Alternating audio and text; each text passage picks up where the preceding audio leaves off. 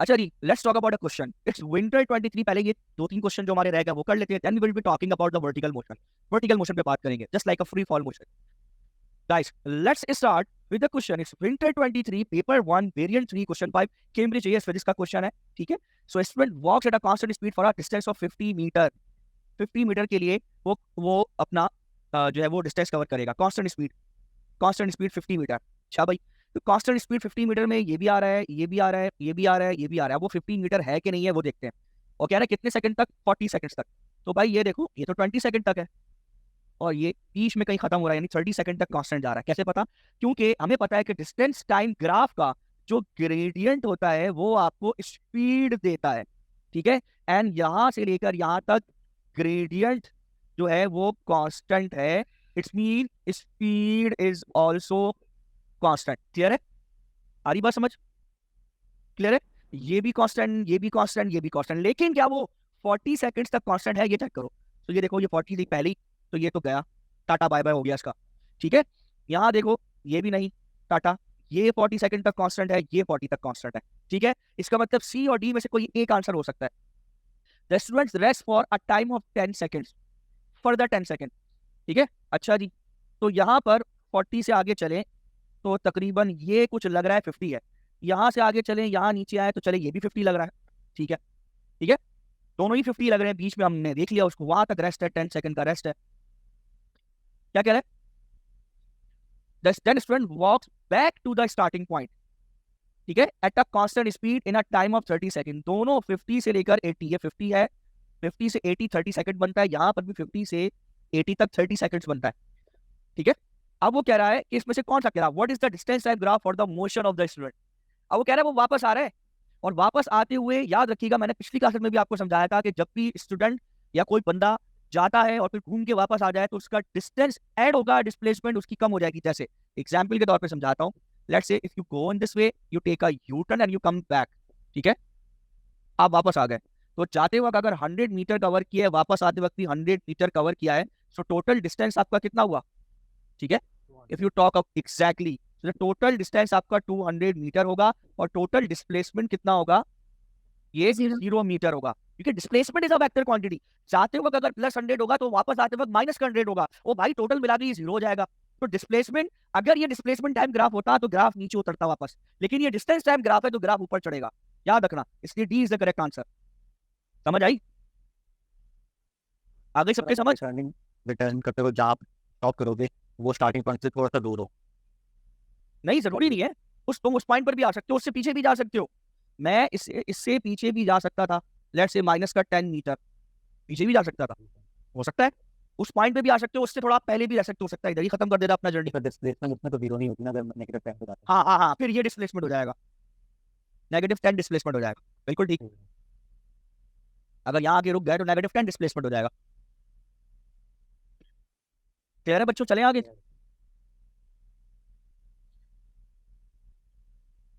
Arsalan, is it okay?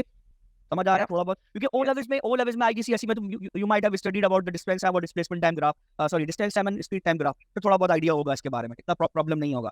Now let's talk about the next question. It's February March, यानी बड़ा मजेदार question है, समझ आएगा। यहाँ से लेकर यहाँ तक, यानी इस जगह से इधर तक डिस्प्लेसमेंट इंक्रीज हो रहा है और ग्रेडियंट कांस्टेंट है। ग्रेडियंट कांस्टेंट होने का क्या मतलब होता है बच्चों?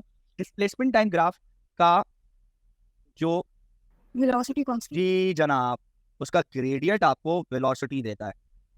तो इसका ग्रेडियंट कांस्टेंट होने का मतलब है वेलोसिटी यहां से लेकर यहां तक क्या है, वी वेलोसिटी कांस्टेंट है। फिर सुनो, समझ आई? वेलोसिटी कांस्टेंट है, ये दो एंड्स पर वेलोसिटी कांस्टेंट है। फिर यहां से ये आ रहा है पीछे की तरफ, ग्रेडियंट नेगेटिव है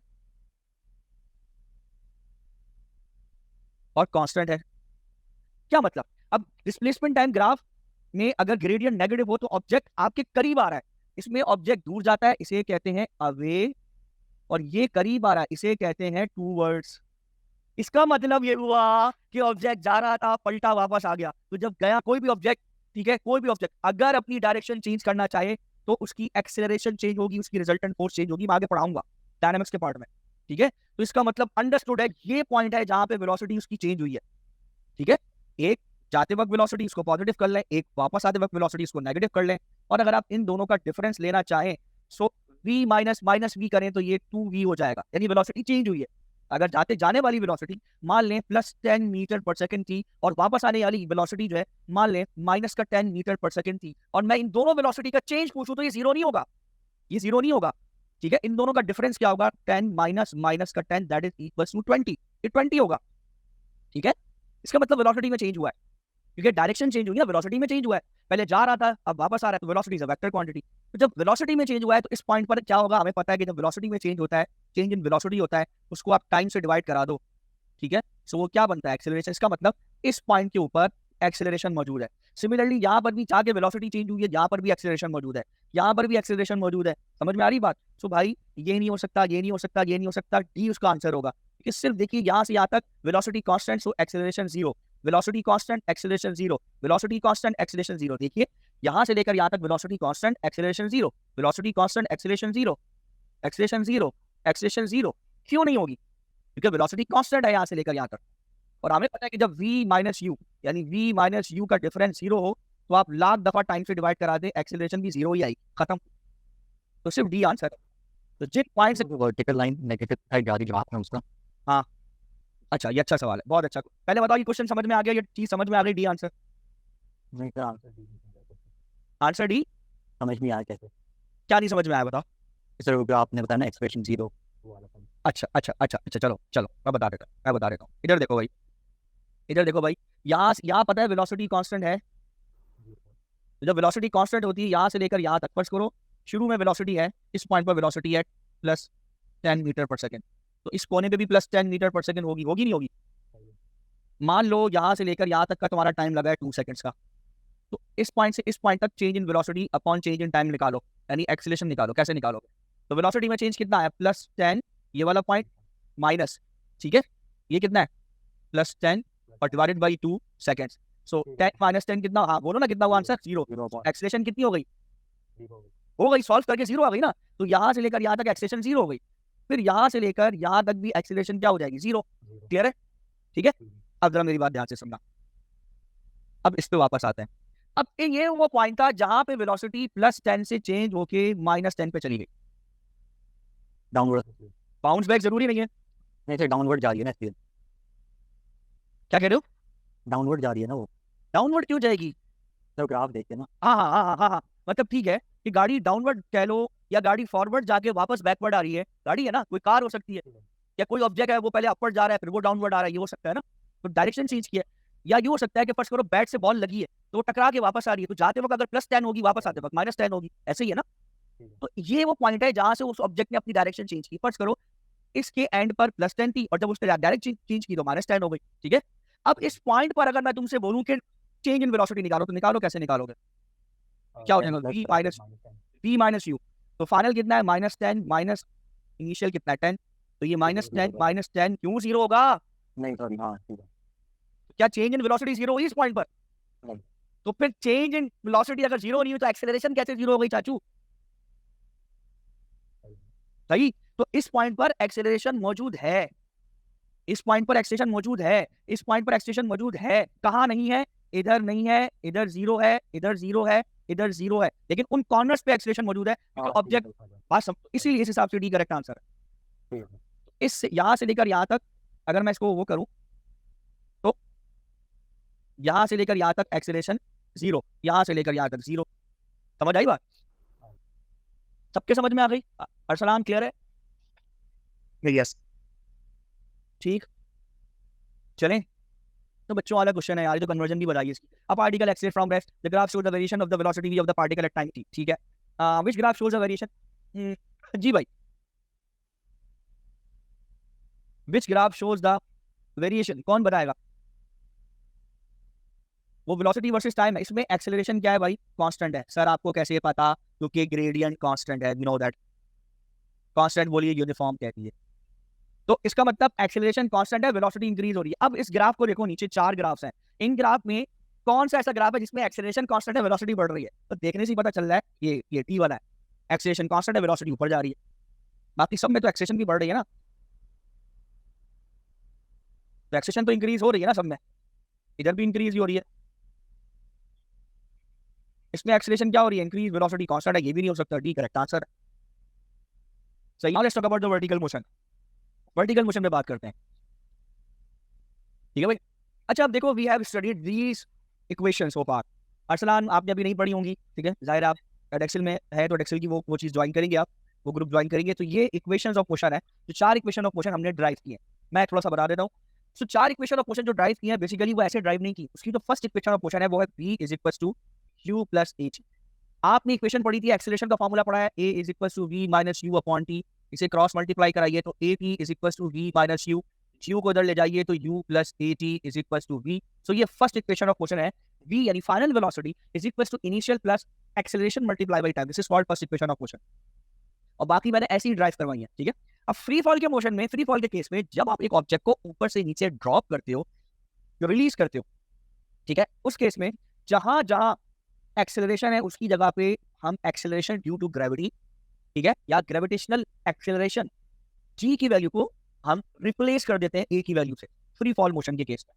and free fall means when an object moves under the influence of gravity only. Forcefully नहीं फेंकना बॉल को जमीन पर ना। फ्री फॉल मोशन का मतलब when an object is release from certain height, ठीक है, under the influence of gravity, ठीक है, the motion is called free fall motion. Clear है? इसे हम फ्री फॉल मोशन कहेंगे, ठीक है। अच्छा, अब इस फ्री फॉल मोशन के केस में याद रखिएगा, आपकी पहली equation, first equation of motion का a जो है वो g से रिप्लेस हो जाएगा। That will be replace by g, because आपको अब अर्थ पुल कर रही है, ठीक है, अकॉर्डिंग टू न्यूटन्स लॉ आपको अर्थ पुल कर रही है। तो जब आपको अर्थ पुल कर रही है तो उसमें जो फोर्स ऑफ ग्रेविटी लगेगी, उसमें जो एक्सेलरेशन बनेगी, that is fixed, that is 9.81 metre per second square. Right now we are not talking about air resistance, क्योंकि ये काइनेमेटिक्स का चैप्टर है, इसमें किसी फोर्स की बात नहीं होगी।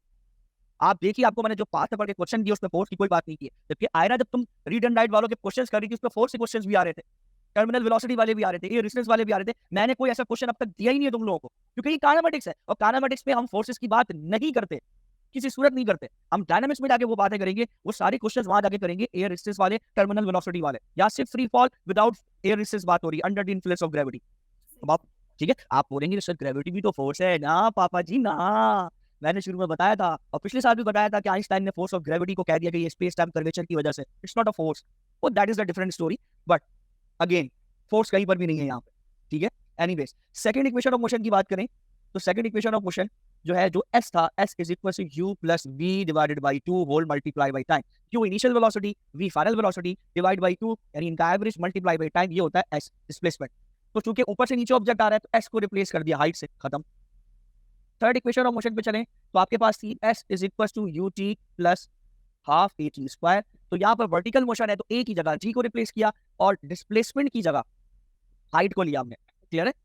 अच्छा, एक बात और याद रखिएगा, ये भी देख लीजिए कि g की वैल्यू को वर्टिकल मोशन में हमेशा नेगेटिव लीजिएगा, हमेशा नेगेटिव, कुछ भी करें नेगेटिव लीजिएगा। वो मैं आगे चल के बताऊंगा, बल्कि शायद मैंने पिछली क्लासेस में बताया भी था आपको, थोड़ा बहुत आइडिया किया था क्यों हम नेगेटिव लेते हैं, ठीक है। और लास्ट इक्वेशन ऑफ मोशन है जो कि है 2as is equal to v square minus u square. So 2 और a की जगह g कर दिया, h अपनी जगह, v square minus u square अपनी जगह। क्लियर है? सारी इक्वेशंस को हमने चेंज कर दिया। Now vertically downward motion. अब अज्यूम करो तुमने एक बॉल को इस तरह से जमीन पे रिलीज किया, वो टिप खा के वैसे आ गई ऊपर की तरफ, ठीक है। एक बात तो तय है, ठीक है, वो ये है कि डिस्प्लेसमेंट टाइम ग्राफ जो बनेगा, वो डिस्प्लेसमेंट टाइम ग्राफ ऑब्जेक्ट जब ऊपर से नीचे आएगा, बॉल ऊपर से जब नीचे आएगी तो उसकी फिजिकल अपीयरेंस की बुनियाद पर बनेगा डिस्प्लेसमेंट टाइम ग्राफ। ये इंपॉर्टेंट है समझना, ठीक है। उम्मीद है कि ये तो समझ में आ गया होगा। अच्छा, अब आते हैं, दो तरह से हम डिस्प्लेसमेंट टाइम ग्राफ को शो कर रहे हैं। वैसे 4 तरीके से बन सकता है ये, ठीक है, 4 तरीके से ये बन सकता है। एक तो ये हो सकता है कि हम, जैसे मिसाल के तौर पे आपने बॉल को यहाँ से नीचे फेंका, बॉल नीचे आकर ऊपर इस तरह से ऐसे वापस टिप खा के वापस ऊपर बॉल आ गई। जब बॉल जमीन से टिप खा के वापस ऊपर आई तो इस तरह, जैसे फैदर होता है ना, परिंदे का पंख होता है, ठीक है, इस तरह से ये शेप बना, ठीक है, ऐसे शेप बनेगा, फिर नीचे आएगा, फिर ऐसे शेप बनेगा, एंड सो ऑन, ठीक है। तो अब ये 2 तरह से आपका ग्राफ बन सकता है। एक तो ये कि आप डाउनवर्ड डिस्प्लेसमेंट को पॉजिटिव कंसीडर करें, और एक ये कि आप अपर डिस्प्लेसमेंट को जो है वो पॉजिटिव कंसीडर करें। देखिए, अगर आप अपर डिस्प्लेसमेंट पॉजिटिव कंसीडर करते हैं तो बॉल जब टॉप से नीचे टिप खाएगी, फिर उठेगी, फिर टिप खाएगी, फिर उठेगी, फिर टिप खाएगी, तो हर दफा एनर्जी लॉस होगी, और एनर्जी लॉस होने की वजह से, हर दफा एनर्जी लॉस होने की वजह से ये होगा, एनर्जी लॉस होने की वजह से कि उसकी जो हाइट होगी वो पहली हाइट से कम होगी। क्लियर है? यही वजह है कि हर दफा वो एनर्जी क्या करेगा, लॉस करेगा, अपनी हाइट जो वो डिक्रीज करता चला जाएगा, ठीक है। और देखिए, बॉटम हर दफा क्या होगा, सेम होगा। दूसरा तरीका ये हो सकता है कि हम इस तरह से भी ग्राफ बना दें कि हम डाउनवर्ड डिस्प्लेसमेंट को पॉजिटिव कंसीडर कर लें। डाउनवर्ड डिस्प्लेसमेंट को पॉजिटिव कंसीडर करने का मतलब फिजिकल रियलिटी के अंदर आप डाउनवर्ड मूव कर रहे हैं, तो आप डाउनवर्ड मूव करने को पॉजिटिव डिस्प्लेसमेंट कंसीडर कर लें। तो उस तरीके से जब आप टॉप पर होंगे, यानी जहां से बॉल फेंक रहे होंगे, वो ग्राफ आपका ओरिजिन पे आएगा। At time t is equal to 0 आप at time t is equal to 0 पे आप होंगे टॉप के ऊपर। क्लियर है? अगर इस तरफ आप आते हैं, कहा डाउनवर्ड डिस्प्लेसमेंट को अगर आप पॉजिटिव कंसीडर करते हैं, तो आप शुरू में at time t is equal to 0 second पे टॉप पर होंगे, और यहां से फिर आप बॉटम की तरफ जा रहे होंगे। क्लियर है? फिर अगली दफा फिर आप टॉप पर आएंगे, लेकिन अब की बार जो टॉप है वो पुरानी पोजीशन से, यानी जो टाइम एक्सिस है उससे थोड़ा सा स्लाइटली हाइट पर होगा, थोड़ा स्लाइटली हाई होगा। क्लियर है? सिमिलरली उसके बाद बॉटम जाहिर है वो सेम जगह पे सेम पोजीशन पर होगा, फिर टॉप थोड़ा सा और ऊपर की तरफ होगा, एंड सो ऑन। और एक वक्त आएगा कि आप बॉटम पर ही रह जाएंगे और बॉटम टॉप से एक खास डिस्प्लेसमेंट पर फिक्स्ड होगा। क्लियर है? ये दो तरीके से ये बन सकते हैं ग्राफ। ठीक है? तो प्रॉब्लम तो नहीं है। अच्छा, अब आगे बढ़ते हैं, इन्हीं दोनों ग्राफ्स को जरा ऑब्जर्व करते हैं। तो देखिए यहाँ पे देखा जाए तो आपको हैप्पी फेस बनता हुआ नजर आ रहा है डाउनवर्ड डिस्प्लेसमेंट के लिए। तो इसी तरह से अगर इसको कन्वर्ट करें वेलोसिटी टाइम ग्राफ के अंदर, तो देखिए इस वेलोसिटी टाइम ग्राफ भी दो तरीके से बन सकते हैं। एक वेलोसिटी टाइम ग्राफ तो ये हो सकता है कि चूंकि जैसे फॉर एग्जांपल मेरे हाथ में इस वक्त ये ऑब्जेक्ट है, ठीक है, एयरपॉड्स है। अगर ये एयरपॉड्स को मैं ऊपर से नीचे ड्रॉप करूं, एयरपॉड्स को मैं अगर ऊपर से नीचे ड्रॉप करूं, और ये मैं कंसीडर करूं चूंकि ये नीचे आ रहा है, चूंकि ये नीचे आ रहा है, तो नीचे आते हुए इसकी डाउनवर्ड वेलोसिटी को मैं पॉजिटिव कंसीडर करूं, अगर ये सिचुएशन हो, ठीक है, तो इस सूरत में मेरा पहला ग्राफ जो है वो ये बनेगा। और अगर मैं इसके डाउनवर्ड आती हुई वेलोसिटी को, यानी ये फिजिकल रियलिटी में ये जो डाउनवर्ड आ रहा है, ठीक है, फिजिकल रियलिटी में जो ये डाउनवर्ड आ रहा है, अगर डाउनवर्ड आती हुई वेलोसिटी को मैं नेगेटिव कंसीडर करूं, तो ये ग्राफ जो है वो ओरिजिन से नीचे की तरफ जाएगा। क्लियर? अब सवाल ये पैदा होता है कि ग्राफ ओरिजिन से क्यों स्टार्ट हो रहा है? क्योंकि हम जब भी किसी ऑब्जेक्ट को रिलीज करते हैं, ठीक है, एट अ सर्टेन हाइट से, तो हम उसकी इनिशियल वेलोसिटी हमेशा 0 कंसीडर करते हैं। यही वजह है कि graph will always be started regardless of इस डायरेक्शन, भले कोई भी डायरेक्शन हो। हम ग्राफ को जब भी कभी ऑब्जेक्ट ऊपर से नीचे गिराते हैं, तो हम उसके वेलोसिटी टाइम ग्राफ को हमेशा ओरिजिन से स्टार्ट करते हैं, and that is be taken as as as a top, उसको हम टॉप लेते हैं। ठीक है? अब अगर डाउनवर्ड वेलोसिटी होगी तो ग्राफ ये ऊपर जाएगा। ठीक है? अगर डाउनवर्ड वेलोसिटी होगी, ठीक है, पॉजिटिव, अगर डाउनवर्ड वेलोसिटी को पॉजिटिव लेंगे तो ग्राफ ऊपर जाएगा, और अगर डाउनवर्ड वेलोसिटी को हम नेगेटिव लेंगे तो ग्राफ नीचे की तरफ आएगा। ठीक है? अब क्या हो रहा है इसको समझिएगा, दोनों को मैं समझाता हूं। पहले इस ग्राफ को जरा इसका मुताला करते हैं, इसको समझते हैं। जब ऑब्जेक्ट टॉप से बॉटम की तरफ जाएगा, तो इसका मतलब यह है कि इस पॉइंट पर पहुंचने के बाद, ठीक है, यानी इस बॉटम पे पहुंचने के बाद ये बॉटम से टकराएगा, कोलिजन करेगा। स्लो मोशन में सोचिए कि एक बॉल ऊपर से नीचे आ रही है, आके टकरा रही है, टकरा के उस जगह पर, उस पॉइंट पर 0 हो जाती है, फिर वो अपनी डायरेक्शन चेंज करता है और अपोजिट डायरेक्शन में अपनी वेलोसिटी को क्या करता है, चेंज करता है। ठीक? एज्यूम करें जब बॉल बॉटम से टकरा रही है, उसकी वेलोसिटी है +10 मीटर पर सेकेंड। ठीक है? +10 मीटर पर सेकेंड है। क्लियर है? समझाने के लिए कह रहा हूं। जब टकराए, कोलिजन हुआ, कोलिजन के बाद उसकी वेलोसिटी चेंज -7 मीटर पर सेकेंड है। ठीक है? सब मैं समझाने के लिए कह रहा हूँ। सो ऊपर +10 है बॉटम, और नीचे -7 है। इस दौरान क्या हुआ होगा, उसकी वेलोसिटी +10 से -7 की तरफ गई है। इसका मतलब +10 से जब वो बॉल टकराई होगी तो +9 +8 +7 करते करते करते करते +1 देन 0, फिर प्लस प्लस, अच्छा, अब यहाँ से कहाँ जाएगी, +1 से 0, देन -1 -2 करते करते करते -7 तक बॉल गई होगी। ये चेंज इस तरह से हो रहा है वेलोसिटी का, और ये सारा का सारा काम जो है उस दौरान हुआ होगा जब तक बॉल जमीन से कांटेक्ट में होगी, यानी इस टाइम स्पैन के दौरान, इस टाइम स्पैन के दौरान, यहां से लेकर यहां तक, इस टाइम स्पैन के दौरान उसने अपनी वेलोसिटी +10 से -7 तक की है, -7 मीटर पर सेकंड तक की है। नेगेटिव का मतलब अपोजिट डायरेक्शन में, यानी बॉल यूं समझे कि नीचे आई, ठीक है, बॉल टकराई, नीचे आते वक्त उसकी वेलोसिटी +10 मीटर पर सेकंड थी, और टकराने के बाद बॉल अब ऊपर जा रही है विद -7 मीटर पर सेकंड की वेलोसिटी से। आ रही बात समझ में? सो ये इसका डाउनवर्ड मोशन है, जिस दौरान इसकी वेलोसिटी बढ़ते बढ़ते +10 तक गई। ठीक है? और ये वो पॉइंट है कि अब ये तैयार खड़ी है बॉल के वो कहाँ मूव करे, अपवर्ड मूव करे विद -7 मीटर पर सेकंड की वेलोसिटी से। क्लियर है? तो this is the time contact, time of contact. ठीक है? ये आपका टाइम ऑफ कॉन्टैक्ट है। क्लियर है? फिर बॉल आएगी टॉप पर, ठीक है, फिर टॉप से अब की बार जब बॉटम पे जाएगी तो बॉल की वेलोसिटी पहली दफा नहीं, पहले जब +10 से टकराई थी, अब हो सकता है उसकी वेलोसिटी ऊपर टकराने के बाद, हो सकता है जब अगली दफा टकराए तो हो सकता है टकराते हुए उसकी वेलोसिटी अब टकराए तो हो सकता है उसकी वेलोसिटी +7 मीटर पर सेकेंड हो। ठीक है?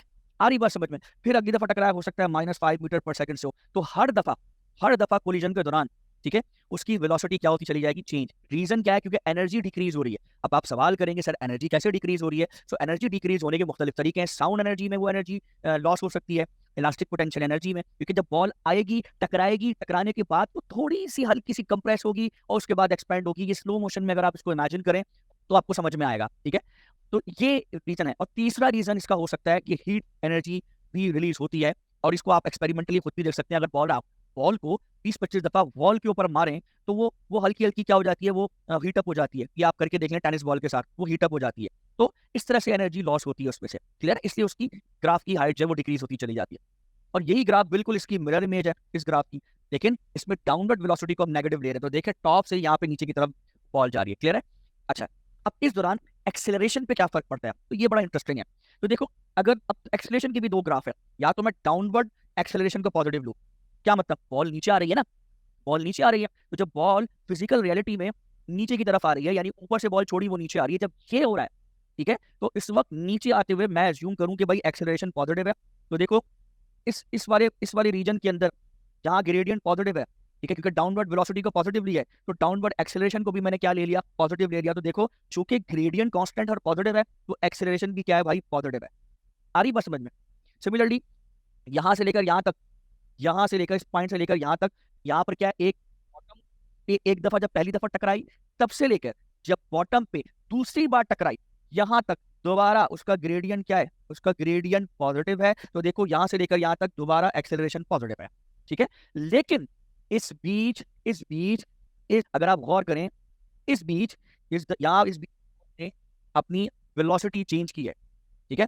इस बीच बॉल ने अपनी वेलोसिटी चेंज की है, यहाँ पर उसका ग्रेडियंट नेगेटिव है, क्लियर है?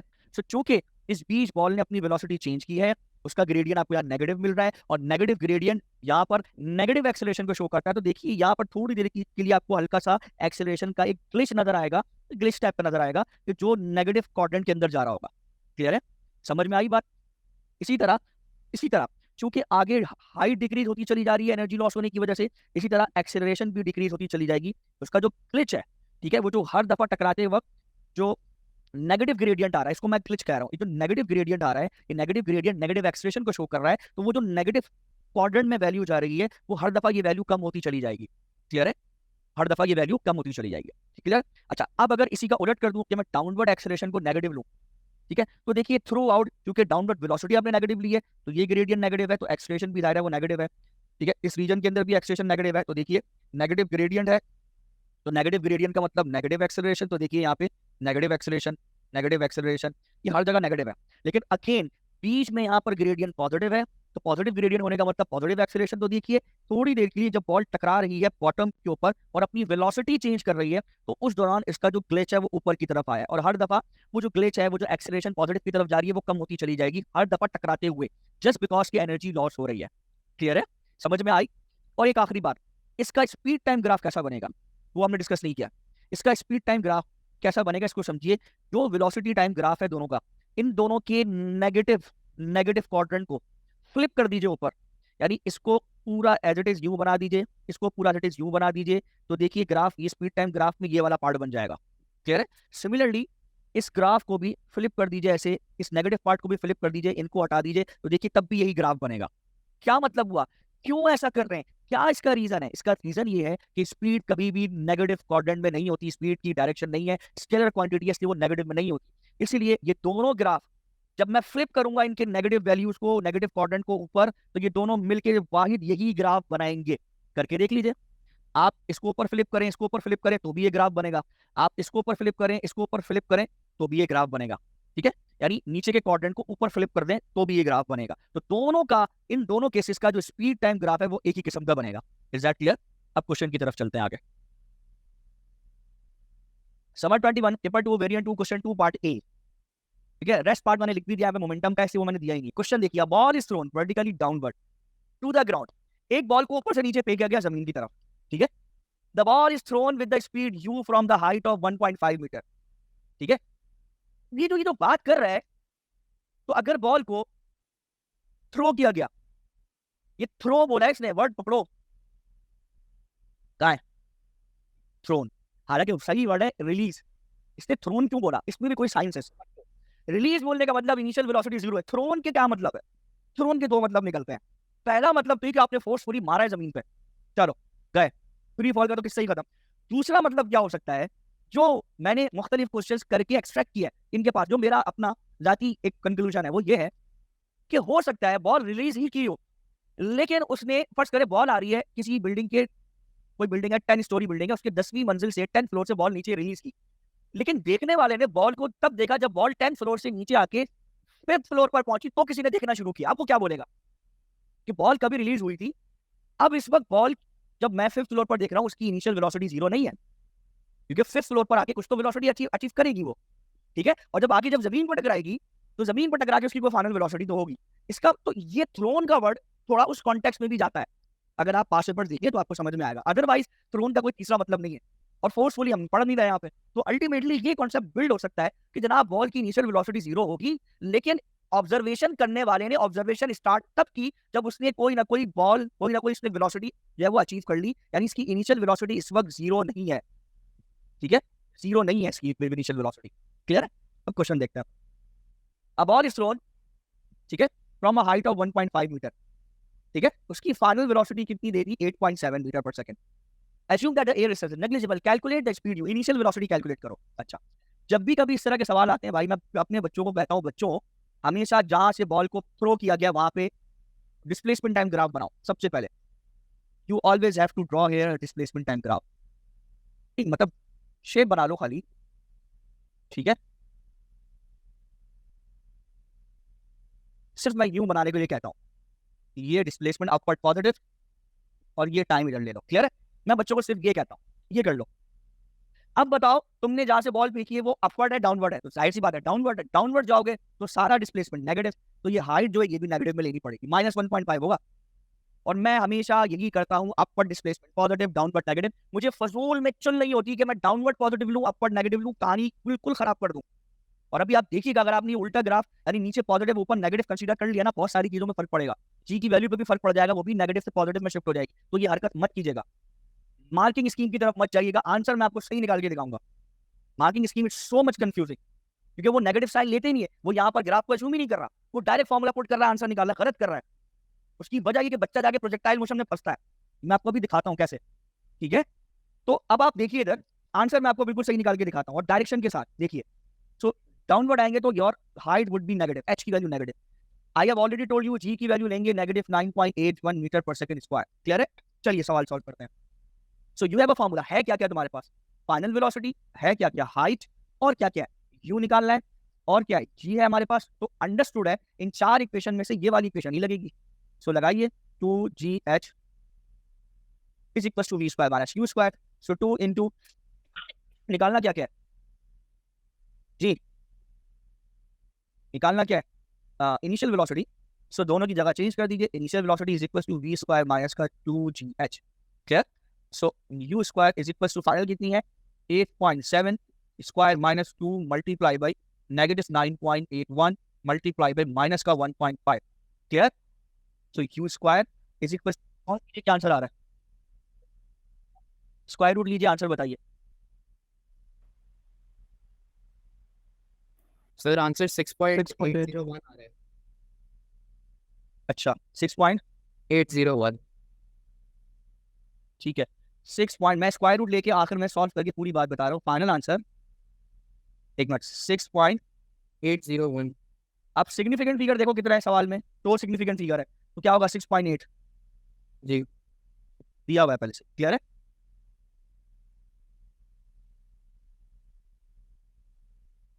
अच्छा एक बात बताना, क्वेश्चन है मेरा, सोच के बताना, सोच के जवाब देना जी। स्क्वायर रूट लिया आखिर में, और स्क्वायर रूट लेके आपका आंसर आया होगा +-6.8। हमेशा प्लस माइनस लगता है स्क्वायर रूट लेने पे। आप ये बताइए, आपने अगर फिजिक्स पढ़ रहे हैं, अगर तो सॉल्व कर रहे हैं तो कोई मसला नहीं, 6.8 ठीक है। अगर फिजिक्स पढ़ रहे हैं और वेलोसिटी को वेक्टर कंसीडर कर रहे हैं, तो जरा बताइए कौन सा साइन लेंगे? नेगेटिव लेंगे। This is what I am saying, बार बार समझा रहा हूँ। और अगर किसी का नेगेटिव भी आ गया, एग्जामिनर काटेगा नहीं, नहीं काटेगा वो, सवाल ही पैदा नहीं होता। वो पता है डाउनवर्ड नेगेटिव है, ये डिस्प्लेसमेंट के साथ वेलोसिटी भी नीचे, बताता हूँ उसको भी कैसे, समझ रहे हैं आप? कोई बड़ा कोई रॉकेट साइंस नहीं पढ़ रहे आप लोग, ठीक।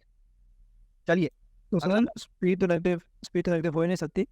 वेलोसिटी है बेटा। अच्छा ठीक है, सॉरी मैंने देखा नहीं, कोई बात नहीं, फिर तो आप 6.8 कर दीजिए, कोई इशू नहीं, ठीक है, फिर कोई मसला। लेकिन अगर वेलोसिटी कहता तो जाहिर है फिर वो प्लस माइनस आपको इंडिकेट करना पड़ता, बिकॉज डायरेक्शन इज नेसेसरी, ठीक है, इन दैट केस। चलें अगला, वो कह रहा है कि इसका कैलकुलेट स्पीड, इसका स्पीड टाइम ग्राफ बताओ क्या होगा। सर पॉजिटिव ग्रेडियंट और कांस्टेंट होगा। जनाब यहाँ से लेकर यहाँ तक स्ट्रेट लाइन जाएगी, अब ये भी बताना पड़ेगा मुझे। आप सोचे क्यों, आप सुने सुने, हाँ क्या कह रही हैं आप। ये मैंने तो वही बोला था, पॉजिटिव ग्रेडियंट और कांस्टेंट। जी आ रहा हूँ, क्यों आ रहा है, बिल्कुल सही, ये शेप देखिए, ये सेट फेज है। दूसरा लॉजिक लगाओ यार, लॉजिक सोचो, इस ग्राफ का ग्रेडियंट तुम्हें क्या देगा, एक्सेलरेशन, कौन सी एक्सेलरेशन, ड्यू टू ग्रेविटी, जी की वैल्यू देगा, जी कांस्टेंट है, और ये स्पीड टाइम ग्राफ है, और जी पॉजिटिव आएगा क्योंकि स्पीड कभी भी नेगेटिव में नहीं होती, इसलिए ये जी पॉजिटिव आएगा, कहानी खत्म। क्लियर है। सर इस पूरे क्वेश्चन को जूम आउट कर दीजिए। अच्छा जी, पिक्चर ले लो इसकी, ठीक है ले लो, समर 21 पेपर 2 वेरिएंट 2, ठीक है, ले रहा हूँ समर 23 पेपर 2 वेरिएंट 3 क्वेश्चन 1, ये 1 पार्ट है, ठीक करिएगा, ये लिख लीजिए अपने पास, समर 23 पेपर 2 3 क्वेश्चन 1 ये भी बड़ा मजेदार है, ट्राई कीजिएगा ये वाला क्वेश्चन, फरवरी मार्च 24 क्वेश्चन 1 वेरिएंट 2 क्वेश्चन नंबर 6। अच्छा चलिए मैं बता देता हूँ, वो कह रहा है कि a ball is release from a rest at position x, ठीक है, एक बॉल को रिलीज किया गया एट पोजीशन एक्स से, ठीक है, at a time t is equal to 0, ई को मिला लीजिएगा, ठीक है, इधर at 1 second it bounces inelastically, 1 second के बाद ये बॉल टकराई जमीन पर, 1 सेकंड लगा, और उसके बाद बॉल ऊपर गई, इन इलास्टिकली का मतलब है एनर्जी लॉस हो गई उसमें से, और किसी हाइट पे गई, ठीक है, अब जाहिर एनर्जी लॉस हो गई तो वापस उसी एनर्जी में तो नहीं आएगी ना, तो उस हाइट पर भी नहीं आएगी, तो नया पॉइंट है, लेट्स से वाई, ठीक है, reaching the top of its first bounce at 1.5 second, ठीक है, वो कह रहा है उसके बाद तकरीबन इसने मजीद 0.5 सेकंड लगाया होगा, और फिर ये दोबारा किसी टॉप पर आ गई।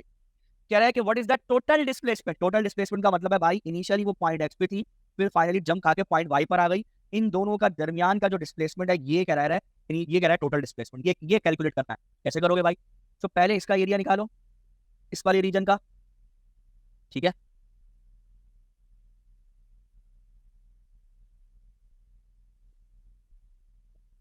इसका एरिया निकालो, एक्स से लेकर यहाँ पे कोई नाम कोई रख दो, जेड रख दो, चलो उसको जेड कर दो, सो ये एक्स से लेकर जेड तक का डिस्प्लेसमेंट आपको देगा, ठीक है, एक्स से लेकर जेड तक का, तो एरिया 2 है ये आपको देगा जेड से वाई तक का डिस्प्लेसमेंट, ठीक है, तो अगर अब इन दोनों एरियाज को सब्ट्रैक्ट कर दें यानी A1 माइनस A2 कर दें तो मुझे एक्स वाई का डिस्टेंस मिल जाएगा जो कि डिस्प्लेसमेंट है, खत्म। तुमने कितनी वैल्यूज बताई थी, क्या वैल्यू बताई थी, सर 3.75। चलो मैं देख लेता हूँ, अब पहले का एरिया निकालो, सो एरिया 1 कितना होगा 1/2 इंटू बेस कितना है 1, अच्छा ये स्ट्रेट है, अगर ये लाइन टेढ़ी होती तो फिर हम फंसते, जैसे कि इस क्वेश्चन में ये लाइन टेढ़ी है, तो फिर दिमाग लगाना पड़ेगा, हमें सिर्फ यहाँ से यहाँ तक का ही एरिया निकालना है, ये तिरछी लाइन का एरिया नहीं निकलेगा, ये मैं पहले बता दूं, ठीक है। अच्छा सो अब देखिए इधर, यहाँ पर देखिए तो ये 1/2 इंटू 1 इंटू हाइट कितनी है 10 माइनस 1 इंटू इसका देखो इंटू कितना है बेस कितना है 1.5 माइनस 1 0.5 मल्टीप्लाई बाय हाइट कितनी है 5, सो कितना होगा 5 माइनस कितना होगा भाई 1.25 कितना आ रहा है 3.75, ई करेक्ट आंसर है, क्लियर है। क्या चीज इसको, -5 हाँ तो मैंने सब्ट्रैक्ट कर दिया ना यहाँ पे, ये एरिया पहले क्वाड्रेंट में ये एरिया दूसरे में, तो सब्ट्रैक्ट कर दिया दोनों के एरिया के साथ, सही है, तो नेगेटिव वहां लगा दिया, दैट्स इट। अगर मैं इन दोनों को ऐड कर देता ना A1 प्लस A2 को, तो ये मुझे डिस्टेंस देता टोटल, मुझे मुझे यहाँ से लेकर यहाँ तक का टोटल डिस्टेंस देता, क्लियर है, अगर मैं एरिया ऐड कर देता। समर 24 पेपर 1 2 क्वेश्चन नंबर 5, एक और बॉल है जो ऊपर से नीचे एक वैक्यूम के अंदर गिर रही है, वैक्यूएटेड ट्यूब है उसमें से एयर निकाल दिए, पैदल गिर रहा है, तो कह रहा है कि इसको जमीन तक आने में टाइम टी लग रहा है, यानी पे हाइट है यहाँ पर, इसकी जो हाइट है यानी फॉर्मूला क्या होता है h is equal to ut plus half GT²। थोड़ी देर के लिए मान लीजिए इनिशियल वेलोसिटी 0 है और h जो है वो l है और टाइम जो है वो कैपिटल T है, सो यहाँ पे क्या हो जाएगी equation l is equal to half GT², clear है, ये इक्वेशन हो जाएगी, ठीक। अब वो कह रहा है कि how far does the feather fell from the top of the tube in 0.5 second. Ball 30 second में एल डिस्टेंस कवर कर रही है। कितने सेकंड में? 30 सेकंड में एल डिस्टेंस कवर कर रही है। तो बताओ टी का अगर आधा सेकंड होगा तो लेंथ कितनी कवर होगी, ये पूछ रहा है। यानी वो आपसे पूछना चाह रहा है अगर 0.25. जी, तो अगर वो कह रहे कि टी का आधा, टी के आधे का क्या मतलब है, यानी टी डिवाइडेड बाई 2, ये 0.5, ठीक है, 0.5 का स्क्वायर। सो लेफ्ट साइड पर 1/2 इंटू जी और टी स्क्वायर अपॉन नीचे क्या आ जाएगा 4। तो चूंकि इस इक्वेशन में राइट साइड पे 4 एक्स्ट्रा आया है तो लेफ्ट साइड में भी 4 से डिवाइड करेंगे ताकि इक्वेशन बैलेंस हो। सो ये L/4 0.25 होता है। सो इस हिसाब से पी करेक्ट आंसर है। समझ आई? Yes, sir. क्लियर है? जी। ये क्वेश्चन ट्राई कीजिएगा। क्लास का टाइम खत्म हो रहा है तो ये क्वेश्चन और ये क्वेश्चन ट्राई कीजिएगा। इंशाल्लाह नहीं होगा तो अगली क्लास में करा दें। ठीक है, thank you very much. Screenshot देना ले लीजिए। Thank you very much. Take care. खुदा हाफिज़। नहीं सर